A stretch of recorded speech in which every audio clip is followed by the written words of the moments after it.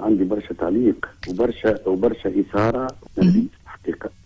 نرفيز على خاطر المسائل هذه ماهيش نتاع عواطف، مسائل جدية جدا، مسائل تفرق بين الناس، مسائل عملت حروب أهلية، مسائل عملت ضريبات، ويندموا العباد بعدين، يندموا على خاطر يقول لك اسمع احنا رانا عباد ربي وغدوة باش نتقابلوا كل سواسية عراية قدام المولى، وما عندنا حتى شيء معناها متفرقنا بعضنا، كنا بشر وكنا مختلفين، والإسلام يقول اختلاف أمتي رحمة.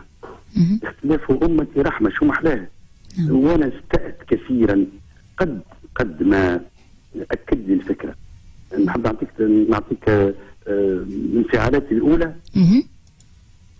قد ما أكد لي أنه سي طالبي مع احترامي للشخص، الشخص كبشر كما نحترم أي إنسان معنا، قد ما أكد لي أنه يا خويا خازن يرتاح، خرف برشا ويخرف، ما عنده حتى قيمة. أو نعطيك مثال بسيط نعطيه للمستمعين، نعطيك مثال بسيط. السيد في تنبك مقاله أن النبي يسكر، الرسول يسكر، في تنبك مقاله اللي هو أثار برشا حاجات، يقول أنه ثم حديث يقول إذا كان اختلف الحديث مع السنة مع القرآن كذا، هو قال لك ما نحملش بالحديث. كيفاش ما تمش بالحديث ومن بعد تجيب حديث باش تحكي أن النبي يسكر؟ يا رسول الله توا هاجج منه.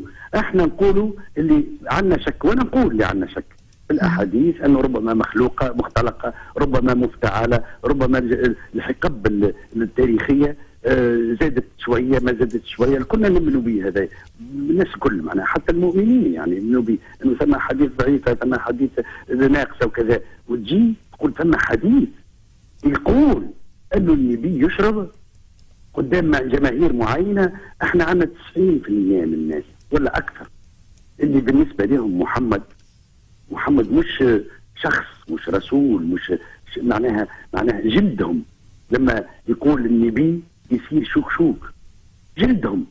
هذوم الناس اللي يكونوا ناخبين تقول لهم النبي كان يشرب؟ كلمه يا خويا اتكى وقول لاولادك عمرك 90 سنه يا خويا نحترموك ونحبوك وفك علينا. انا مره عملت 6 صفحات في جنافيك ضدي، جاوبته ب6 صفحات. قلت له قيمه انا ولدك، انا ولد تلميذك. تعليقا على المشارك نتاعو عبد الفتاح، انا ياسر عجبني كشخص، كانسان يعرف يحكي، كانسان يعرف يفدلك، ما نعرفوش. انا عمري ما ريت الزوزره، لا ريت الطالبي ولا حكيت معاه، ولا ريت عبد الفتاح مور ولا حكيت معاه. ما نعرفهمش بالكل.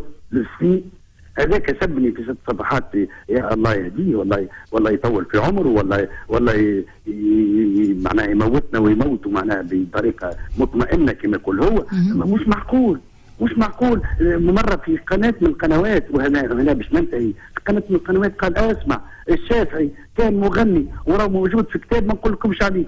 قالوا المنشط قالوا بربي قل لنا ما نحن في قناه، وقناه شعبيه، قناه وطنيه، ماذا بيك تفيدنا؟ قالوا لا والله ما نقول. تو هذا كلام يا ولدي اسمع. راهو الناس الباهيين قاعدين يقولوا شيابنا باش يوليوا اولادنا، نمسحوا لهم بالكوش ونعندوهم ونوصلوهم حتى يموتوا. اما بربي الفكر قيمه خي يا سي طالبي، راك تخلوذ، راك تهكري، راك تهستر، ما عندك حتى قيمه في كلامك. وهذا الشعب التونسي لازم يفهموا. انا ما تفهمش شعور الشعب التونسي تقول محمد رسول الله اللي هو اكبر شخصيه في التاريخ باعتراف الناس الكل، هكا طلع على كانه كان يسكر. كيفاش يجي هذا؟ كيفاش يجي الكلام؟ كيفاش باش ننتخبوا؟ وكيفاش باش نمنعوا الناس ان يضربوا الافريكان؟ وكيفاش باش نمنعوا الزوافره انه يضربوا بعضهم؟ كيفاش يا اخي؟ كيفاش قاعد تجني على البلاد بالطريقه هذه؟ كيفاش؟ هذا هو تعليقي يا وخيتي، وربي كل سفيان يواصل كان يحب باللي يحب هو، اما انا متنرفز برشا. الحوار اللي صار زاد طرح قضيه اخرى اللي هي اختلاف الراي. هل لما شخص يختلف رايه عن الاخرين هذا ما يفرضش علينا ان نحترمه زاد رايه مهما كان مختلف؟ طبيعه هذا كنت نقوله خيتي والله هذا كنت نقول انه اختلاف امتي رحمه. نعم. انا ثم احاديث، موقفي من الحديث، خلينا نفيدوا شويه ناس. موقفي من الحديث انه ما يناسب الحكمه وما يناسب المنطق وما يناسب العقل البسيط العادي الباهي قالوا النبي. اما خير ولا قالوا واحد اخر ولا قالوا الخضار اللي بحذايا ولا جارني، قالوا النبي يا اخوي، قال لي البيهقي وقال لي البخاري انه قالوا النبي، اذا كانوا باهي قالوا النبي. انا ما عنديش مشكل، والاخرين هاتوا نناقشوا. اللي قال المراه ضعيفه والمراه بهيمه وما عندهاش عقل، خلينا نناقشوهم. هذوكم اختلافات. اما وخيت اذا كان النبي قال المؤمن مرآة المؤمن، محلاها ما قالها كان النبي عندي انا، وكان يطلعوا يدهم خضراء، قالها كان النبي، ما نجم يكون كان نبي قالها. فهمتني؟ انا بالنسبه لي راهو عيب، راهو عندنا 99% من اهلنا يعتزوا بهال 14 قرن اللي عندنا، واللي فيها نعمه نحطها في جبهتي ونقول نعمه ربي، ونحطها في البقعه ما يعكسوش عليها الناس. كي بابا والدي انا ما نصليش، هو يصلي يقول له بابا ربي يتقبل، يقول لي يتقبل عليك بالاعمال الصالحه، رغم اللي يعرفني ما نصليش. هذا شعبنا، هذا الحم شعبنا، هذا الحم شعبنا. احترموا الحم شعبنا يا ولادي، يهديكم.